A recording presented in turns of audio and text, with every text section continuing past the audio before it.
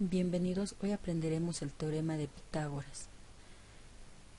Este teorema recibe su nombre en honor al filósofo matemático Pitágoras de Samos.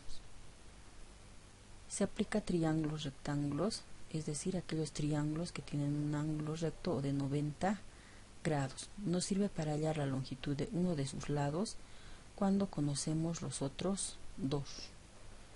Todo triángulo tiene 6 elementos, 3 lados y 3 ángulos.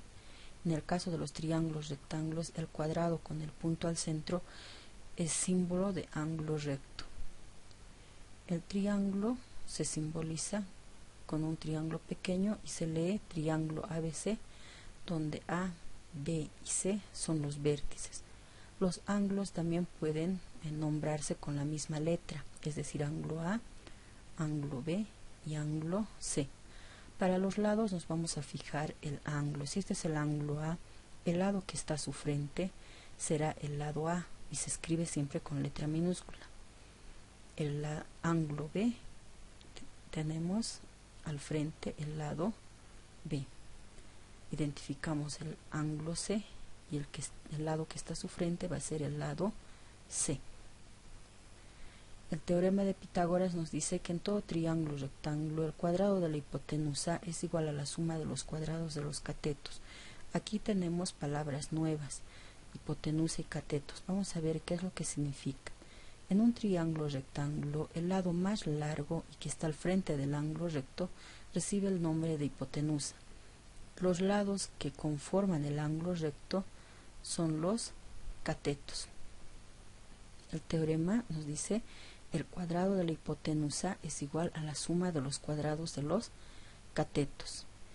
Vamos a hacer una pequeña demostración con este triángulo, en donde estos dos son los catetos y esta es la hipotenusa, y allí tenemos los cuadrados. Entonces, tenemos un cateto al cuadrado, segundo cateto, y tenemos la hipotenusa al cuadrado. El primer cateto al cuadrado es 3 cuadrado, es igual a 9, más el segundo cateto es 4, 4 al cuadrado es 16. Y esto nos da como resultado la hipotenusa al cuadrado, que sería 5 cuadrado y es 25. Si sumamos 9 más 16, el resultado va a ser 25. Eso quiere decir que estos cuadrados caben dentro de este cuadrado de la hipotenusa, o que la suma de los cuadrados de los catetos es igual a el cuadrado de la hipotenusa, que es lo que nos dice el teorema. Vamos a aclarar un poco más sobre este teorema. El teorema de Pitágoras se utiliza para hallar el valor de la hipotenusa, es decir, cuando conozco los valores de los catetos y no conozco el valor de la hipotenusa, utilizo este teorema en donde voy a yo reemplazar los valores de los catetos y voy a sumar estos catetos, es decir, cuadrado de la hipotenusa es igual a la suma de los cuadrados de los catetos. Pero cuando mi incógnita va a ser uno de los catetos y yo conozco la hipotenusa y el otro cateto, voy a utilizar el corolario, es decir, para hallar un cateto voy a restar la hipotenusa menos el otro cateto. Cateto 1, cateto 2, cualquiera de los dos. Bien, ¿cuál es la diferencia entre ambos?